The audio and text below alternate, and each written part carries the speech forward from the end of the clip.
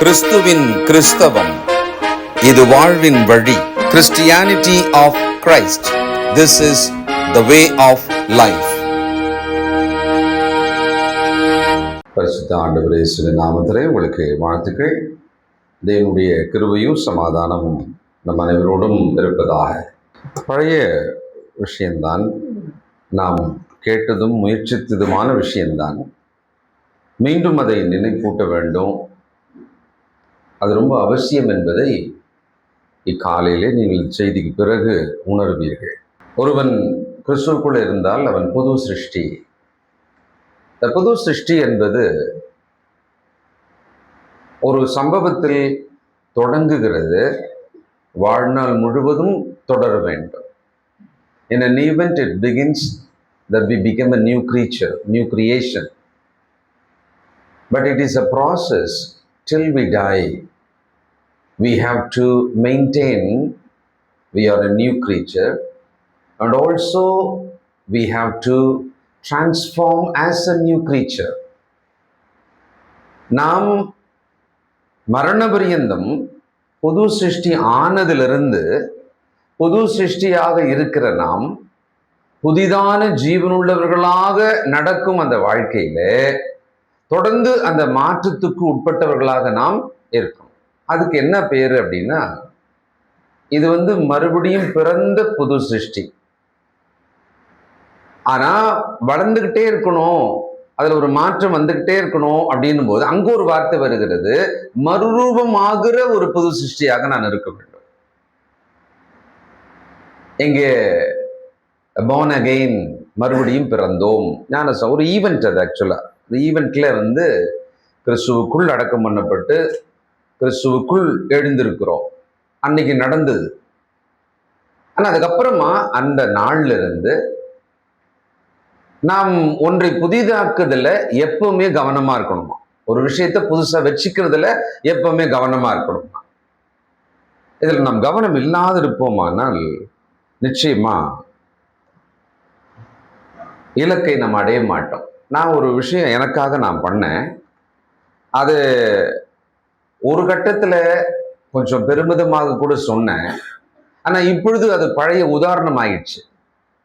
என்னன்னா, கொரோனா காலத்துல ஒரு சில பிசிக்கல் டிசிப்ளினை ஃபாலோ பண்ணிட்டு 13 கிலோ எடையை நான் குறைத்தேன், ஏறக்குறைய 3 மாதத்துக்குள்ள.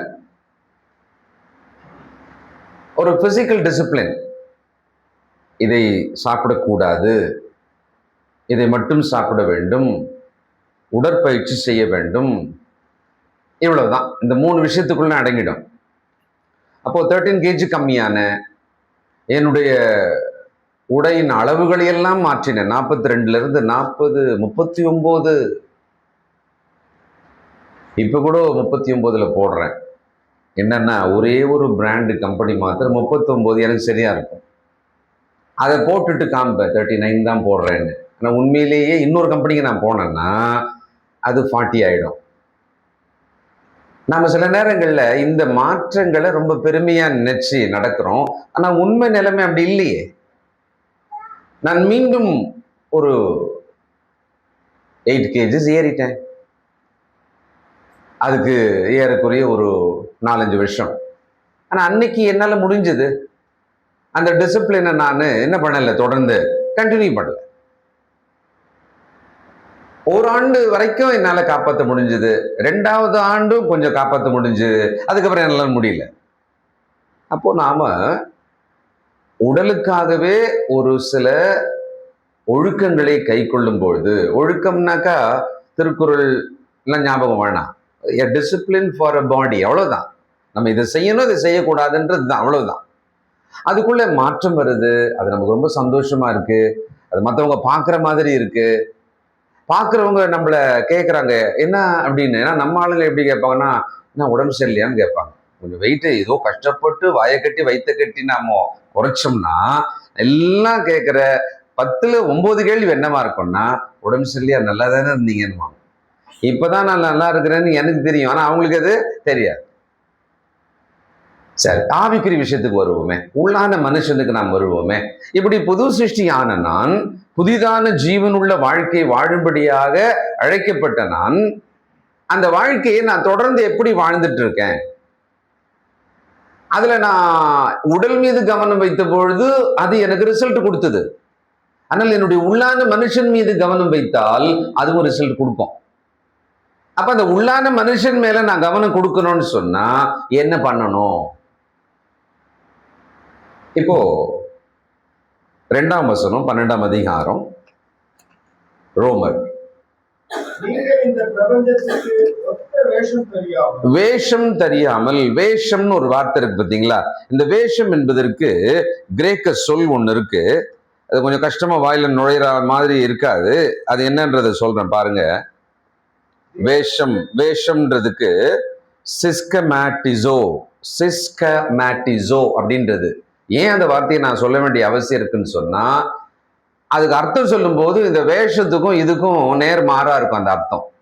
அது என்னன்னா, வேஷம்னா மேல ஏதாவது ஒரு கதாபாத்திரத்துக்காக என்ன பண்ணுவோம், நம்ம ஒரு உடையை மாத்திக்கலாம்ல. ஒரு போலீஸ்காரன் ஒரு போஸ்ட் ஆபீஸ்ல இருக்கிற ஒரு போஸ்ட்மேனோ அல்லது நான் ஒரு மிலிட்ரி மேனோன்னு சொன்னா ஐ கேன் அடார்ன் அ ட்ரெஸ்.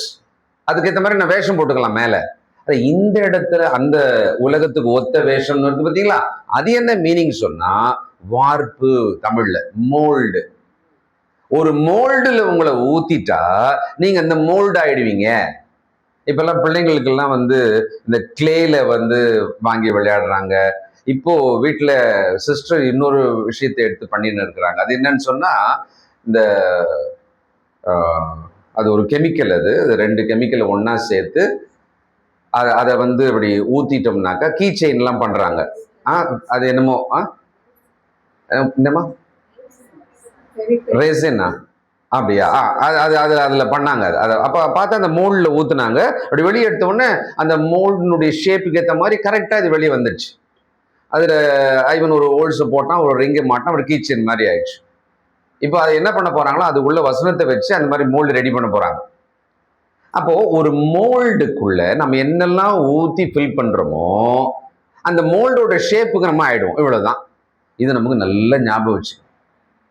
என்னன்னா, நாம் எவ்வளவு கவனமா இருந்தாலும் கவனமா இல்லாவிட்டாலும் everyday we are shaping ourselves and we are getting into a mold. ஒரு மோல்டுக்குள்ள நம்ம போயிட்டே இருக்கிறோம். அந்த ஷேப்புக்குள்ள நம்ம போயிட்டே இருக்கிறோம். நீங்க நினைச்சாலும் நினைக்கலனாலும். ஆனா நீங்க நினைச்சு கவனமா இருந்தீங்கன்னு சொன்னா எந்த மோல்டுல மட்டும்தான் நான் இருப்பேன்னு முடிவு பண்ணா நம்ம அந்த மோல்டுக்குள்ள இருக்கலாம். நீங்கள் கிறிஸ்துவுக்குள் இருந்தால் அப்படின்னா நம்ம மோல்டு எது? கிறிஸ்துவுக்குள் அப்படின்ற ஒரு மோல்டு. அது அந்த வார்ப்புக்குள்ள போய் ஒருத்தர் வெளியே வந்த உடனே அது என்னன்னு சொல்றோம், ஒரு ஸ்டார் ஷேப்ல மோல்டு. அதுல எல்லாத்தையும் ஊத்திட்டு அப்படி வெளியே எடுத்துட்டு ஒருத்தர்கிட்ட காமிச்சா என்ன ஷேப்புன்னு சொன்னா என்ன சொல்லிடுவாங்க? ஸ்டார் அப்படின்னு சொல்லிடுவாங்கல்ல. அதனாலதான் நம்ம ஞானஸ்தானத்துக்குள்ள யார் யாரோ என்னென்ன வயசோ எவ்வளவு பாவமோ எல்லாம் மன்னிக்கப்பட்டு 15 வயசுல ஞானஸ்தானம், 55 வயசுல ஞானஸ்தானம், 70 வயசுல ஒருத்தர் ஞானஸ்தானம். ஆனா ஞானஸ்தானத்துல ஏஞ்சி வெளியே வந்த உடனே 3 பேரையும் நம்ம என்னன்னு சொல்லிடலாம்? கிறிஸ்தவன். ஏன்? எந்த மோல்டுக்குள்ள போனார் அவரு? கிறிஸ்து அப்படின்ற மோல்டுக்குள்ள போயிட்டு வெளியே வந்த உடனே கிறிஸ்தவன், கிறிஸ்தவள் அப்படின்னு சொல்லிடுவோம். என்ன பிரச்சனைன்னா, அந்த மோல்டுல இருந்து வெளியே வந்த அதை நான் எவ்வளவு காப்பாற்றிக் கொள்கிறேன், அந்த ஷேப்பை எவ்வளவு காப்பாத்திட்டு இருக்கேன். இதுக்கு நேர ஆப்போசிட்டான ஒரு எதிரி ஒருத்தன் இருக்கிறான். உதாரணத்துக்கு ஏதேன் தோட்டத்துல தேவன் அந்த தோட்டத்தை அமைத்து தன் பிரசன்னம், ஏதேன்னு சொன்னா பிரசன்னம்னு அர்த்தமா, அந்த பிரசன்னமாகிய மோல்டுக்குள்ள அந்த ஆதாமியாவளை வச்சிருந்தார். அவங்களோட நடப்பதும் பேசுவதும் அவர்களை தங்கள் பிரசன்னத்துக்குள்ள வைக்கிறது தான் அன்னைக்கு தேவனோட வேலை. அந்த மோல்டுக்குள்ள இருந்த அவங்க நல்லா இருந்தாங்க, ஹாப்பியா இருந்தாங்க. ஆனா திடீர்னு என்னாச்சுன்னு சொன்னா அங்கிருந்து ஒரு எதிரடியான வார்த்தை வந்தது. அந்த எதிரடியான வார்த்தை வந்த உடனே அது அவர்கள் காதுல கேட்ட உடனே அது அவனுக்கு பிடிச்சதுனால, அதை ஏற்றுக்கொண்டதுனால, அதற்கு கீழ்ப்படிந்ததுனால அந்த மோல்டாகிய ஏதேனுக்குள்ள இல்லாதபடிக்கு அங்கிருந்து என்ன பண்ணப்பட்டாங்க? அவங்க துரத்தப்பட்டாங்க, அப்படி வெளியே போயிட்டாங்க. இது நல்ல ஞாபகம் இருக்கு. நமக்கு ரொம்ப ஈஸியான உதாரணம் தான். இப்ப நம்ம கதை என்னாச்சுன்னு சொன்னா, மொத்தமான உலகத்துல நாம் இருந்தோம், மொத்த உலகத்துல நாம் இருந்தோம். தேவன் நம்மள என்ன பண்ணாரு? அப்படியே அங்கிருந்து பிரிச்சு கொண்டு வந்து அப்படியே ஞானஸ்தானத்துக்குள்ள போயிட்டு நம்மள ஒரு புது சிருஷ்டியாக்கி கிறிஸ்துவுக்குள் அப்படின்ற ஒரு மோல்டுக்குள்ள என்ன பண்ணார்? கிறிஸ்துவுக்குள் அப்படின்ற ஒரு மோல்டுல நம்மளை கொண்டு வந்து அழகா ஒரு புது சிருஷ்டி ஆக்கிட்டாரு. இப்ப அந்த கிறிஸ்துவுக்குள் அப்படின்ற ஒரு மோல்டுல நாம் எப்படிப்பட்டவர்களா இருக்கிறோம்? என்னம்மா இல்ல பண்ணிட்டீங்களா? கதவுலாம் திறந்தா கூட நல்லா இருக்கும் போல இல்லை? இந்த ஃபேன் ஆஃப் பண்ண கஷ்டமா இருக்காமா? கொஞ்சம் கஷ்டம்தான், ரெக்கார்டிங்காக தான், இல்லைன்னா ரொம்ப நாய்ஸ் வருதுன்னு சொல்லிட்டு கொஞ்சம் பொறுத்துக்கங்க. ஓகேவா? இப்போ அந்த கிறிஸ்துவுக்குள் அப்படின்ற மோடு உள்ள இருந்து என்னை வெளியே எடுத்தாச்சு இல்லையா? இப்ப நான் என்ன பண்றேன்? நமக்கு ஒரு பிரச்சனை இருக்கு. நமக்கு என்ன பிரச்சனை தெரியுங்களா? ஏதேன் தோட்டத்தை விட்டு வெளியே உலகத்துக்குள்ள போனாங்க இல்லையா? அவங்க கொஞ்ச நேரம் பொறுத்து, கொஞ்ச நாள் பொறுத்து, இல்ல நான் தேவனுடைய பிரசன்னத்துக்கு போயிடுறேன், ரிட்டர்ன் வந்து நான் அப்படி வந்துடுறேன் தோட்டத்துக்கு, வர முடிஞ்சுதா? அவங்களால வர முடியவே இல்லை. அதனால அவங்க உலகத்துல தான் இருக்கணும், உலகத்துல தேவனுடைய வார்த்தையை கவனிக்கணும், சட்டத்தை கேட்கணும், அந்தந்த பருவத்துல அதுக்கேற்ற மாதிரி அவங்க நடக்கணும். நமக்கு என்ன சொன்னா, இந்த உலகத்துல இருந்து பிரித்து எடுக்கப்பட்டோம், கிறிஸ்துவுக்குள் இருக்கிறோம். ஆனா மறுபடியும் அந்த கிறிஸ்துவுக்குள் இருக்கிற நாம் எங்கதான் இருக்கிறோம்? அதே உலகத்துலதான் இருக்கிறோம். ஆனா நமக்கு என்ன சொல்றாருன்னா, நீங்க உலகத்துல இருப்பீங்க, ஆனா இனி 6ஆம் மட்டும் இருக்கக்கூடாது, உலகத்தார் அல்ல. யோவான் 17ஆம் அதிகாரம் 16வது வசனம், ரொம்ப முக்கியமான வசனம். சமீபத்துல என்ன ரொம்ப அசைத்த வசனம் இது. 17 யோவான் 16. நான் உலகத்தான் அல்லாதது போல அவர்கள் உலகத்தார் அல்ல. நான் உலகத்தான் அல்லாதது போல அவர்கள் உலகத்தார் அல்ல. இது ரொம்ப முக்கியமானது. இயேசு சொல்றாரு, நான் உலகத்தான் அல்ல. அவர் பரலோகத்திலிருந்து இந்த உலகத்துக்கு வந்தார், மனிதனா வந்தார், மனிதனா வாழ்ந்தார், அவர் நம் பாவங்களுக்காக மரித்தார். தெரிஞ்ச விஷயம்தான் இது. அவர் சொல்றாரு, கடைசியான சில மணி நேரங்கள் தான் சிலுவையில் அறையப்படுவது முன்பு சொல்றாரு, நான் உலகத்தான் அல்ல, அவர்களும் உலகத்தார் அல்ல. எங்கேயாவது கேட்கறேன், சேலஞ்ச் பண்றேன், இப்பயே உங்களுக்கு ஒரு 1000 ரூபாய் கொடுத்துருவேன். யார் வீட்லயாவது இது ஸ்டிக்கரா நீங்க பார்த்திருக்கீங்களா? வாய்ப்பே இல்லை. இல்ல இப்படி ஒரு வசனத்தை அப்படி போட்டு அப்படியே மாட்டி வைக்கலாமே, அந்த மாதிரி இது வரைக்கும் நான் பார்த்ததே கிடையாது. இல்ல ஏன் இதை நாம ஒரு நம்ம வீட்டுல வைக்கலாம் இல்ல? கிறிஸ்துவின் சபையார் நம்ம சொல்றோம் இல்ல, அதனுடைய அர்த்தம் என்ன? நான் உலகத்தான் அல்ல அப்படின்றது சொல்லலாம் இல்ல. ஆனா சொல்லும் போது நம்ம அவரை வச்சுன்னு சொல்லிடுவோம், அவர் சொன்னதை வச்சுன்னு சொல்லிடுவோம். அவர் சொன்னாரு உலகத்தான் அல்ல, அவர் சொன்னதுனால நான் யார் இல்ல, உலகத்தான் அல்ல அப்படின்றது ஒரு சேலஞ்சிங்கான ஒரு அறிக்கை இது ஆக்சுவலா. இப்போ அந்த 2ஆம் வசனத்துல உலகத்துக்கு ஒத்த வேஷம் தெரியாமல், இப்ப இன்னொரு கேள்வி என்னன்னா, எழுதுறவங்க எழுதிக்கங்க, கிறிஸ்துவுக்குள் புது சிருஷ்டியானேன், புது சிருஷ்டியின் சாயலை தரித்து வாழ்வதில், புது சிருஷ்டியின் சாயலை தரித்து வாழ்வதில் நான் எதிர்கொள்ளும் சவால்கள் 3 புள்ளி வச்சிருங்க பக்கத்துல. ஏன்னா அதுக்கப்புறமா தான் இருக்கு என்னென்ன சவால்கள்லாம் அப்படின்னு சொல்லி. இப்பொழுது எபேசியர் 4ஆம் அதிகாரம் 24 பாருங்களேன். அந்த சாயல்ன்ற வார்த்தை மெய்யான நீதியிலும் பரிசுத்தத்திலும் தேவனுடைய சாயலாக சிருஷ்டிக்கப்பட்ட புதிய மனுஷனை தரித்துக் கொள்ளுங்கள். தேவனுடைய சாயலாக சிருஷ்டிக்கப்பட்ட புதிய மனுஷனை தரித்துக் கொள்ளுங்கள். தேவனுடைய சாயலாக சிருஷ்டிக்கப்பட்ட அந்த அந்த அந்த மனுஷனோட, அந்த புது மனுஷனோட காம்பவுண்ட் என்ன? மெய்யான நீதி, பரிசுத்தம் இல்லையா? அந்த ரெண்டும் கலந்ததான ஒன்றுதான் மெய்யான நீதி. பரிசுத்தத்துல இருக்கிற காம்பவுண்டு தான் இந்த புது சிருஷ்டியினுடைய சாயல். இன்னைக்கு கிறிஸ்துக்குள்ள கீழ்ப்படிந்து ரொம்ப காலம், ரொம்ப வருஷத்துக்கு முன்னால, சமீபத்துல எல்லாருமே நம்ம இங்கதான் இருக்கோம். நாம இந்த புது சிருஷ்டி ஆன பிறகு அந்த புதிய சிருஷ்டியின் சாயலை அணிந்து கொண்டோம் இல்லையா? அதை நம்ம எப்படி காப்பாத்திக்கிறோம்? இப்ப நம்ம எழுதணும் இல்ல சவால்கள் அப்படின்னு சொல்லிட்டு. இதுக்கான சவால்கள் என்ன? ஏதேன் தோட்டத்தில் இருந்த பொழுது அவர்கள் தேவனோடு இருந்தார்கள், தேவ பிரசன்னத்தில் இருந்தார்கள், தேவன் கொடுத்ததை மகிழ்ச்சியாக அனுபவித்தார்கள். ஆனா அவங்களுக்கு ஒரு பிரச்சனை வந்தது, ஒரு சவால் வந்தது, சேலஞ்ச் வந்தது. அவங்களுக்கு என்ன? சாத்தான், சர்ப்பம் வந்து அவர்களோடு பேசியது. அவர்களோடு பேசிய போது அந்த பேச்சு எதற்காக அந்த பேச்சு இருந்ததுன்னு சொன்னா, தேவன் கொடுத்த கட்டளையை மீறுவதற்கான பேச்சு அது. நல்ல கவனிங்க, இன்னைக்கு உலகத்தில் இருக்கிறோம், உலகத்தார் அல்ல. உலகம் நம்மள சும்மா விடுமா? விட. என்னப்பா நீ முன்னெல்லாம் நம்ம ஆள் ஒரே மாதிரி இருந்தோம், ஒரே மாதிரி தான் நடந்தோம், இப்படித்தானே நடந்தோம். நான் வந்து டிப்ளமோ படிச்சுட்டு இருக்கும்போது முதல் வருஷம் எண்டு அந்த காலேஜ் டே ஒன்று நடக்கும். மொத்தம் 90 பேர் தான் அங்கே. கவர்மெண்ட்டு டிப்ளமோ, ஒரு சின்ன ஒரு பாலிடெக்னிக் அது. அந்த காலேஜ் டே நடக்கும்போது பசங்கள்லாம் என்ன பண்ணாங்க, அன்னைக்கு ஒரு ப்ரோக்ராம் மாதிரி வைக்கலான்னு சொல்லிட்டு ஒரு சின்ன ட்ரூப், மியூசிக் ட்ரூப்லாம் கொண்டு வந்து பாடல்கள்லாம் பாடுற மாதிரி. அப்போ என்ன பண்ணாங்க, பாட்டு ஏதாவது பாடலாமே அப்படின்னாங்க. அப்போ நான் கேத்தலிக்ல இருக்கேன். அப்போ சினிமா பாடல்கள் பாடலாமே அப்படின்னு எல்லாருமே ஒரு ஒன்று பாடுவாங்க. எனக்கு இந்த பிபி ஸ்ரீனிவாசன் குரல் நல்லா வரும் அப்படின்னு சொல்லி என்னையும் 2 பாட்டு பாட வச்சாங்க. எல்லாம் ஒரே சந்தோஷம் எல்லாருக்குமே, கரெக்டா இருக்கு, நல்லா இருக்கு அப்படின்னு. அதெல்லாம் முடிஞ்சது. அதுக்கப்புறமா அடுத்த வருஷம் மிடில் நான் கிறிஸ்துக்குள்ள ஞானஸ்தானம் பெற்று விட்டேன்.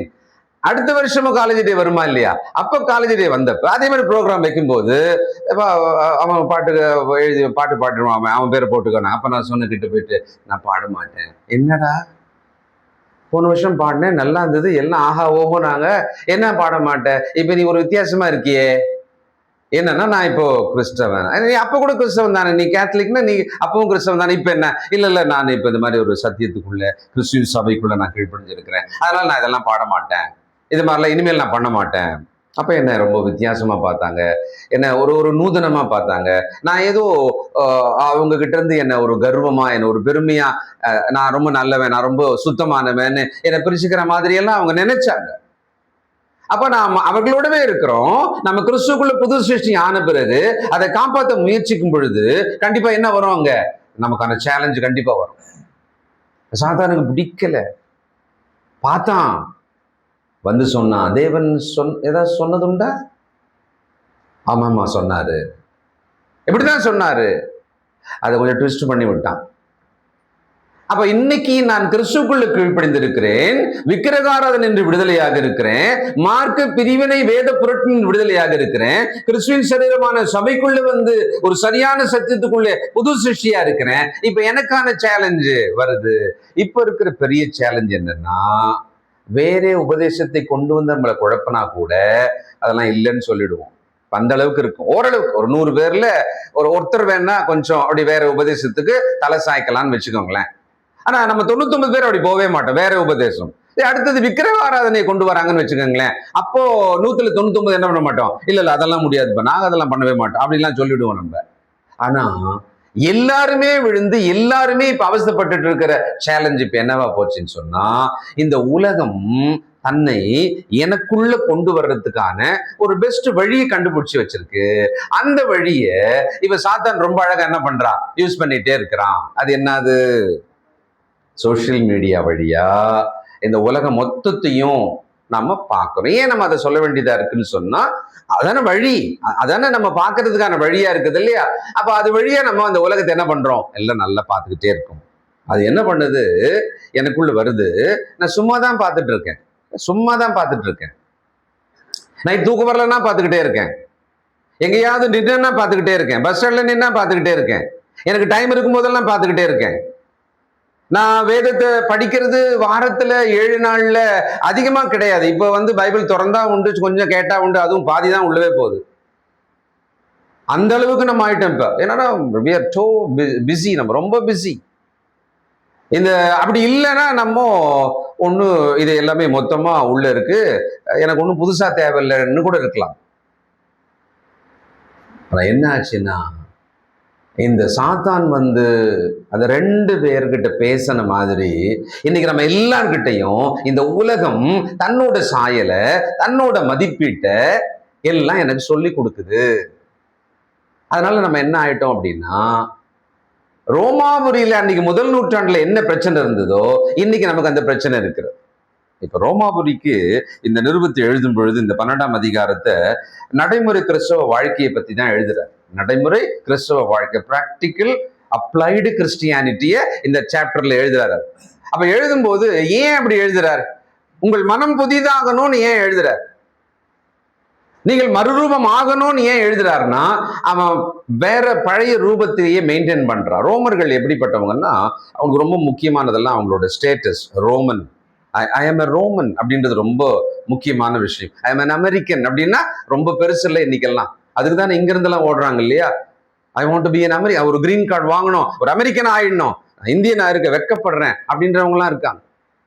அப்ப இன்னைக்கு எப்படி ஐ எம் அன் அமெரிக்கன் அப்படின்னு சொன்னா ஒரு பெருமையா இருக்குமோ, அன்னைக்கு ஐ எம் ரோமன் சொன்னா ரொம்ப பெருமையா இருக்கும். அது ரொம்ப பெருமையான எண்ணமா இருக்கும். அடுத்து அவங்களுடைய கலாச்சாரம் ரொம்ப ஒரு மெஜஸ்டிக்கா பெருமைக்குரியதா இருக்கும். அவங்களுடைய விளையாட்டுகள் கூட வயலன்ஸ், ஆனா அதை அப்படியே ஒரு விளையாட்டா வச்சிருப்பான். இந்த கிளாடியேட்டர் சொல்றோம் இல்ல, அது வயலன்ஸ். அது ஆக்சுவலா செத்துருவான், நிறைய பேர் கிழிந்து சாவான், சிங்கம் அப்படியே பீறி அவனை சாகடிக்கும். அந்த விளையாட்டு எல்லாமே ஒரு கேம்ஸா மாத்தி வச்சிருந்தான். இன்னைக்கும் அதோட பல வடிவங்கள், பல நூறு விளையாட்டுகள் அந்த பிள்ளைங்களோட வீடியோ கேம்ஸ்ல இருக்குல்ல, அதுல 99 வயலன்ஸ். ஆனா அதுக்கு பேர் என்ன? கேம்ஸ். வெட்டுவதும் ரத்தம் கொட்டுவதும் அப்படிதான் இருக்கும், எல்லாமே அப்படிதான் இருக்கு.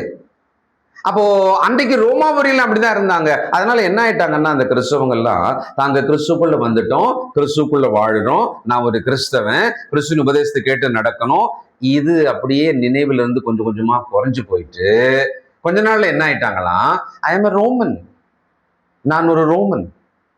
அந்த ரோமன் அப்படின்ற ஒரு அந்தஸ்து, ரோமன் அப்படின்ற ஒரு கௌரவம் இருக்கு இல்லையா, அதை நான் காப்பாற்றணும் அப்படின்ற சிந்தைக்கு அவங்க போயிட்டு இருக்கிறாங்க. அப்போ பவுல் சொல்றாரு, உங்கள் மனம் மறுரூபம் ஆகணுமே. இந்த உலகத்துக்கு ஒத்த மோல்டுலயே நீ இருக்க, இன்னும் பழைய மோல்டுலயே இருக்கேப்பா.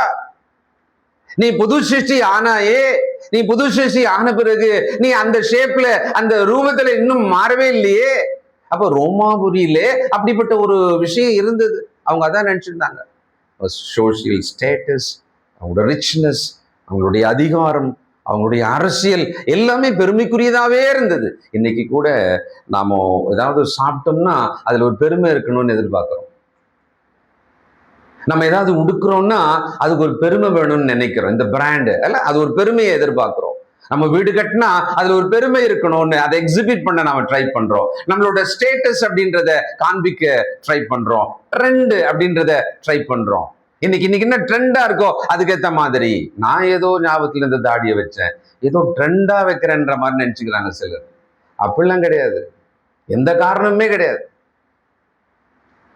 ஆனா இன்னைக்கு நம்ம எப்படி ஆயிட்டோம், இந்த சொசைட்டி நம்மள என்ன பண்ணுது, இந்த கலாச்சாரம் நம்மள என்ன பண்ணுது, அழகா அதோட மோல்டுக்கு நம்மளை கொண்டு போகுது. அது ரொம்ப ஈஸியா இருக்கு. ஏன் தெரியுங்களா?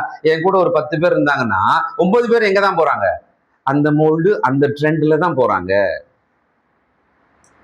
உலகத்துக்கு ஒத்த வேஷம் தெரியாமல், அந்த மோல்டுக்குள்ள நீங்க இல்லாமல், அந்த வார்ப்பில நீங்கள் வார்க்கப்படாமல், அந்த ஷேப்ல நீங்கள் ஆகாமல், உலகத்துக்கு ஒத்த வேஷம் தெரியாமல்.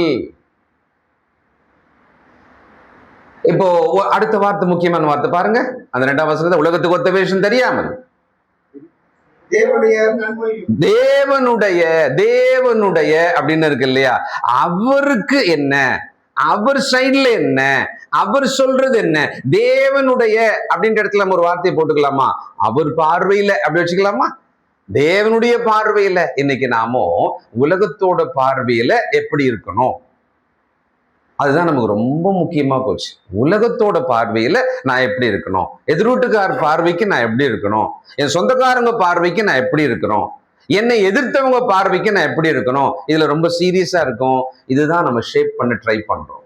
ஆனால் என் தேவனுடைய பார்வையில நான் எப்படி இருக்கிறேன், எனக்காக ஜீவனை கொடுத்த ஆண்டவருக்குள்ள நான் எப்படி இருக்கிறேன், என்னை உணர்த்துகிற ஆவியானவரை துக்கப்படுத்தாம நான் அவருடைய வார்த்தையின்படியாக நான் எப்படி இருக்கிறேன், இதை ஏனோ நாம சிந்திக்காம விட்டுட்டு என்ன பண்ணிடுறோம், அன்னைக்கு இருந்த ரோம கிறிஸ்தவங்க மாதிரி கிறிஸ்தவங்கன்னு நான் நினைச்சு வாழ்றதை விட ரோமன் என்று நினைத்து வாழ்வதை அவங்க ரொம்ப முக்கியமா எடுத்துக்கிட்டாங்களாம். அதனாலதான் ரொம்ப சீரியஸா சொல்றாரு. 6ஆம் அதிகாரத்திலே ஒரு கேள்வி கேட்டார். 6ஆம் அதிகாரம் 1 வசனம், ரோமர் அவங்க மறந்துட்டாங்க. அப்ப ஒரு கேள்வி கேட்டார் பாருங்க.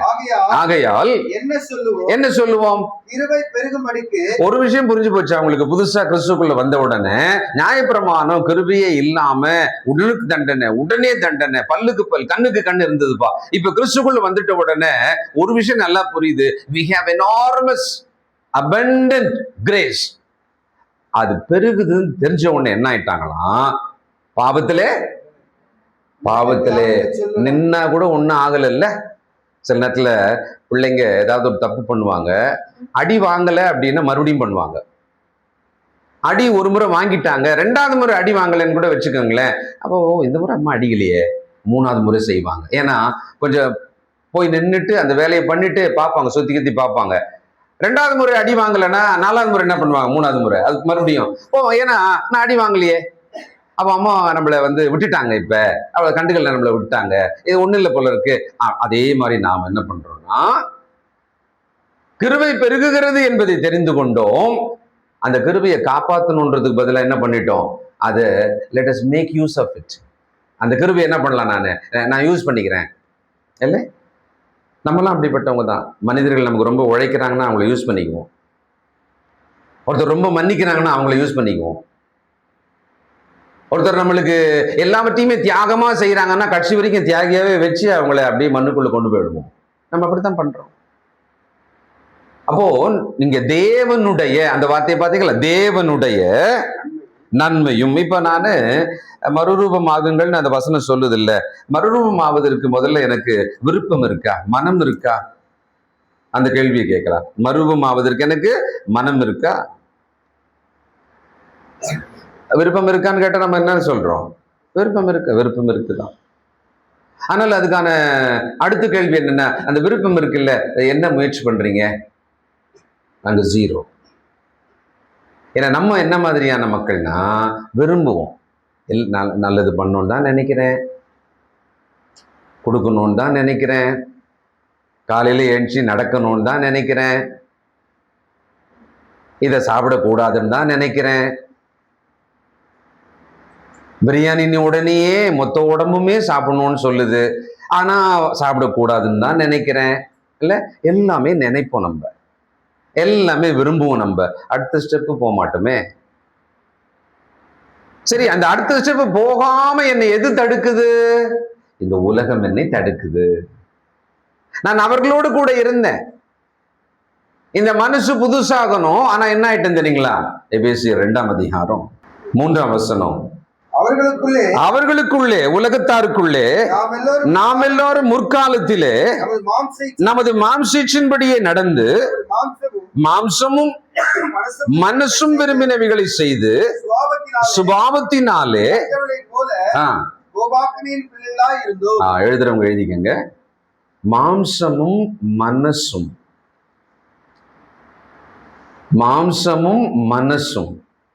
விரும்புவதை செய்தால் சுபாவமாகும். ரொம்ப சிம்பிள். மாம்சமும் மனசும் என்ன விரும்புதோ அதை செஞ்சுக்கிட்டே இருந்தேன்னா அது என்னவாயிடும்? காலப்போக்குல சுபாவம் ஆயிடும். அவன் சுபாவமே அப்படிதான். அது எப்படி சுபாவம்? அந்த சுபாவம் சொல்றேன் பார்த்தீங்களா, அது ரொம்ப டேஞ்சரானது. என்னன்னா, அது ரொம்ப மனசுக்குள்ள ஆழமா ஒட்டிக்கிட்டது அந்த சுபாவம். அதனாலதான் ஒரு வார்த்தை சொல்லுவாங்க, ஜென்ம சுபாவம், இல்லையா? அப்படியானால் என்ன? என் மாம்சமும் மனசும் விரும்பின பிறகு இந்த அரல்டேட்ல 2 சொல்யூஷன் இருக்கும். அது 2ஐயும் மிக்ஸ் பண்ணிட்ட உடனேயே ரொம்ப ஸ்ட்ராங்கான ஒரு பேஸ்ட் ஆயிடாது. அது மாதிரி மாம்சமும் அதை அங்கீகரிக்கிற மனசும் ஒன்னு ஆயிடுச்சின்னு சொன்னா நான் ஒரு சுபாவத்தை எனக்கு கிரியேட் பண்றேன். கிறிஸ்துக்குள்ள ஞானஸ்தானம் பெற்றோம். அந்த ஞானஸ்தானத்துக்குள்ள விலையேற பெற்ற மாசற்ற தூய்மையான பாவம் இல்லாத ரத்தம் கொண்டு கழுவப்பட்டோம்னா,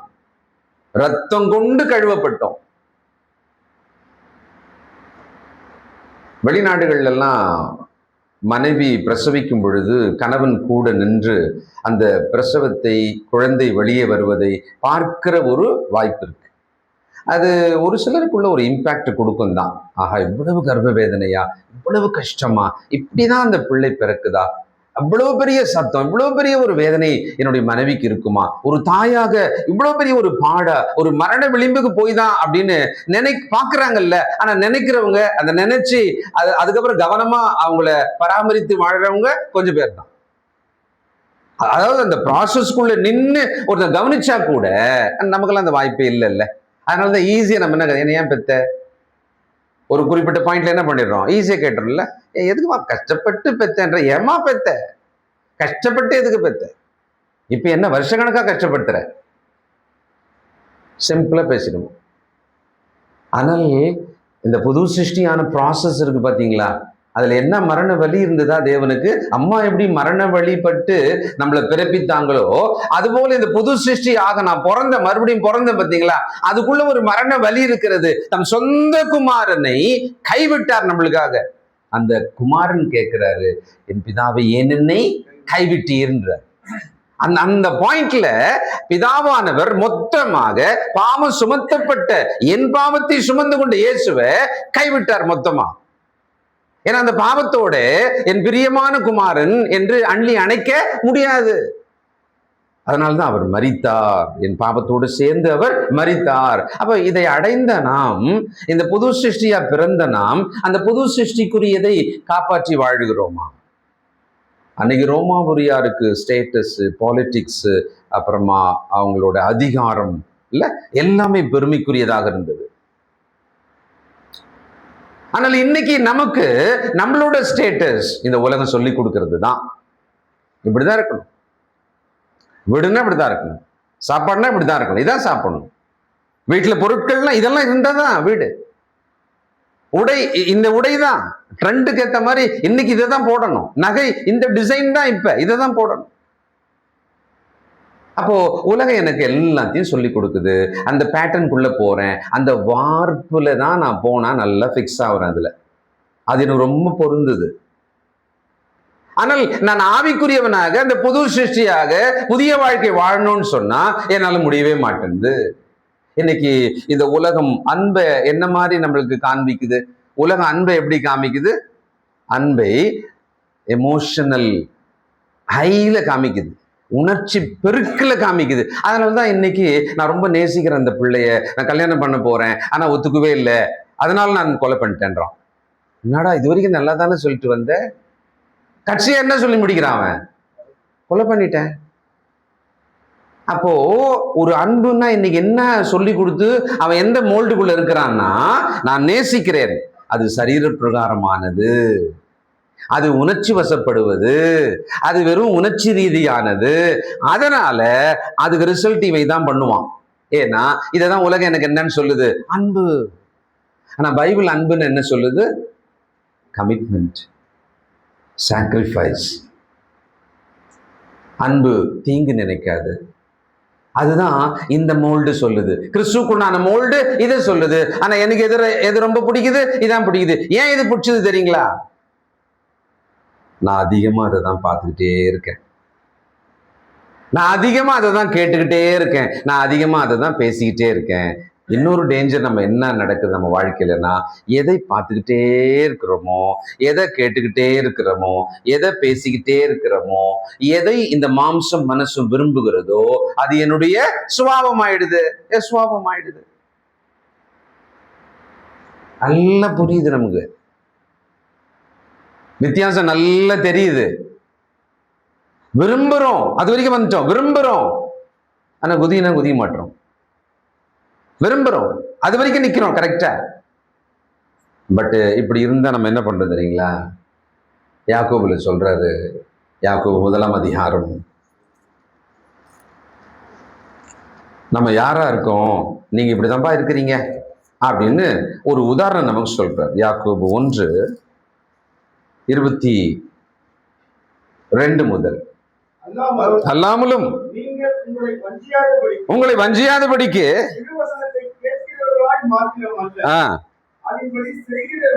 அதன்படி செய்கிறவர்களாயும் இருங்கள். ஆனா நீங்க எப்படி இருக்கீங்க தெரியுங்களா? ஏன் அப்படின்னா, திருவசனத்தை கேட்டும் செய்யாதவனானால் கண்ணாடியில கண்ணாடி வரைக்கும் வந்தான், கண்ணாடியில நின்னான், கண்ணாடியில முகத்தையும் பார்த்தான். ஆனால் அதுக்கப்புறமா இருக்கிறான் பார்த்து அவ்விடம் விட்டு போன உடனே இன்னதென்பதை மறந்து விடுகிறான். இங்கே சபை கூடுமிடம் வந்தோம், அமர்ந்திருக்கிறோம், அப்படியா உட்கார்றோம். இந்த இந்த சபை கூடுதலுக்கு முந்தின நிமிஷம் வரைக்கும் இங்க என்ன பேசுறோம், என்ன பாட்டு எதுவுமே தெரியாது இல்ல, தெரியுமா? இருக்காது, தெரியாது இல்லையா? இப்படி உள்ள வந்துட்டோமா, உட்கார்ந்தோமா, அப்படி பாடல் பாடினோம், ஒருத்தர் ஜெபம் பண்ணாரு, கர்த்தருடைய வார்த்தை கேட்டுட்டே இருக்கிறோம், கர்த்தருடைய பந்திக்குள்ள போவோம். நம்முடைய மனமானது இந்த சூழலுக்குள்ள இருக்கும், இந்த எண்ணங்களுக்குள்ள அப்படி சுத்திக்கிட்டே இருக்குமா. இதெல்லாம் முடிஞ்சிட்ட பிறகு அப்படி கொஞ்ச நேரம் அப்படி பேசிட்டு முடிச்சுட்டு அப்படி அப்படி இப்படி வெளியில போயிட்டு வண்டியில ஏறி போறோன்னு வச்சுங்களேன். அப்ப கண்ணாடி முன்னால இருந்த ஆளு தான் என்னெல்லாம் பார்த்தானோ அதெல்லாம் சரி பண்ணணும்லாம் இங்க உட்கார்ந்து கண்ணாடி முன்னால நினைச்சவரு அப்படி வண்டியில ஏறி போகும்போது நேற்று சாயங்காலம் என்ன சொன்னேன், அவ்வளவுதான், பழைய ஃபைல் எடுப்பார். அதாவது இங்க வந்து இங்க பேசி இங்க கேட்டு அந்த கண்ணாடியில இதை சரி செய்து கொள்ளணும். நீ அந்த உலக வார்ப்புக்குள்ள இருக்காதே, அப்பா நீ புது சிருஷ்டி, நீ புது சிருஷ்டியா வாழணுமே, அந்த புதிய வாழ்க்கையை கொஞ்சம் நினைவுல வச்சுக்கிட்டு கொஞ்சம் நீங்க நடங்கல அப்படின்னு ஒண்ணு. ஆமா ஆமா ஆமா ஆமா, கரெக்ட் கரெக்ட், நான் அப்படிதான் இருக்க போறேன் அப்படின்லாம் உணர்ந்த நாம், விரும்பின நாம், ஒருவேளை ஜெபமே கூட பண்ணியிருப்போம். சில நிமிடங்களுக்கு பிறகு என்ன ஆயிடுறோம், நம்ம அதை மறந்து விடுகிறோம். அப்ப நம்ம யாரும் பர்மனண்டாவே we are fooling ourselves, பர்மனண்டாவே. அப்போ என் மாம்சம் மனசும் எதை விரும்புகிறதோ அதை செய்யும் சுபாவம் எனக்குள்ளே நிறைய வந்தாச்சு, நிறைய சுபாவம். அதனாலதான் என்னால நான் கான்சியஸா கூட நினைக்கணும்னு அவசியம் இல்லை, தானாவே செஞ்சுட்டே இருக்கேன், தானாவே செஞ்சுட்டே இருக்கேன். அப்படி பாதி தூக்கத்துல இருந்து திரும்புங்களேன். முன்னெல்லாம் அம்மா இருக்காங்களா, அப்பா இருக்காங்களா, அங்க டைம் பீஸ்ல என்னன்னெலாம் பார்த்தோம். இப்ப என்ன பண்றோம், தடவியாகலும் கண்டுபிடிக்க எதை தேடுறோம். ரொம்ப ஆபத்து, ரொம்ப ஆபத்து. பெரியவங்க சின்னவங்க எல்லாம் வித்தியாசமே கிடையாது, நீதிமான் பரிசுத்தமான் உலகத்தான்லாம் வித்தியாசமே கிடையாது. பட் உங்களுக்கு தெரியும், நான் பொதுவா சொல்றேன், but you judge your self, you value your self. தேவன் என்ன வேலிடேட் பண்ணுவாரா, தேவன் என்ன மதிப்பீடு செய்வாரா, அது முக்கியமா, இல்ல உலகம் என்ன வேலிடேட் பண்றது, உலகம் என்ன மதிப்பீடு செய்வது முக்கியமா? நான் எப்படி ஆயிட்டேன் இப்போ, உலகம் என்ன மதிப்பீடு செய்யணும், உலகம் என்னை பார்த்து இப்படி சொல்லணும் சொல்லணும், அதுதான் எனக்கு ரொம்ப பிரியமா இருக்கு. அதுக்கேற்ற மாதிரி தான் நான் என்னை ஷேப் பண்ணவே ட்ரை பண்ணிட்டே இருக்கிறேன். அப்ப நான் என்ன ஆக மாட்டேன். மறுபடியும் இந்த வசனம் பாருங்க, 12:2. தேவனுடைய நன்மையும் பிரியமும் பரிபூர்ணமான சித்தம் என்னதென்று பகுத்து அறியத்தக்கதாக அதை நீங்கள் தெரிந்து கொள்ளும்படி, அதை உணர்ந்து கொள்ளும்படிக்கு உங்கள் மனம் புதிதாகிறதுனாலே மறுரூபமாகுங்கள். இப்ப இந்த உலகத்துக்கும் சபைக்கும் தேவனுடைய சிஸ்டத்துக்கு ஒரு வித்தியாசம் சொல்றேன். ஒரு வித்தியாசம் என்னன்னா, இந்த உலகம் என்ன பண்ணும் தெரியுங்களா, படிக்கவே மாட்டேன்றான், நடக்கையே சரியா இல்லை, 12 வயசு ஆகுது, அதுக்கேற்ற மாதிரியே இல்லை, கொஞ்சம் கூட பொறுப்பு இல்லை, பக்குவமே இல்லை, அவன் பிஹேவியர் எல்லாமே ரொம்ப மோசமா இருக்கு. ஒரு சைக்காட்ரிக் கிட்ட கூட்டிட்டு போயிட்டு அவங்க கவுன்சில் பண்ணி எல்லாம் ஸ்டடி பண்ணி எல்லாம் பார்த்துட்டு சொல்றாங்க, சில பிஹேவியரை வந்து கொஞ்சம் மாடிஃபை பண்ணலாம், அவனுக்கு சில ப்ராக்டிஸ்லாம் நம்ம கொடுக்கலாம், இதை செய் இதை பண்ணு அப்படின்னு நம்ம ஒன்று ஒன்றா கொடுக்கலாம். அதுக்கான எக்ஸசைஸ்லாம் இருக்குதுமா, ஒரு 10 சிட்டிங் வாங்க, ஒரு சிட்டிங்க்கு வந்து 1500 rupees, ஒரு 15,000 ரூபா அதெல்லாம் சொல்லிட்டு பிஹேவியர் மாடிஃபிகேஷன் போறாங்க. இவங்க என்ன தெரியுங்களா முயற்சி பண்றாங்க, கேட்கும்போது நமக்கு ரொம்ப நல்லா இருக்கும், எப்படியாவது குழந்தை சரியாயிட்டா நல்லா இருக்கும் தானே நம்ம எல்லாம் நினைக்கிறோம். இவங்க என்ன பண்றாங்க, வெளியிலெல்லாம் சரி பண்ண வச்சுட்டு அப்படியே உள்ள போயிட்டா அது மாறிடும் அப்படின்னு நினைக்கிறாங்கல்ல. ஆனா தேவனுடைய மெத்தட் அப்படி கிடையாது.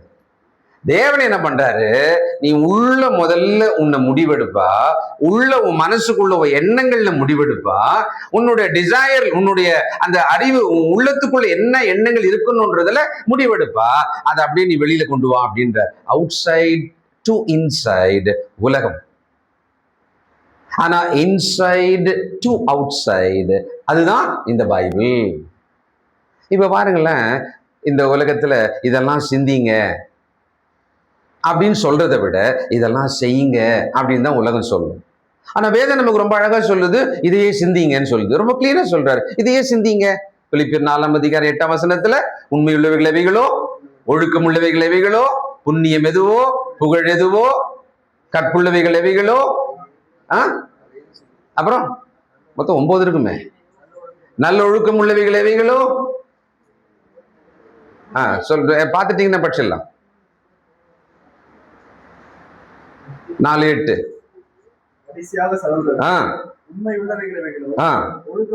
ஒழுக்கம், உண்மை, நீதி, கற்பு, அன்பு, நற்கீர்த்தி, புண்ணியம், புகழ், அவைகளையே.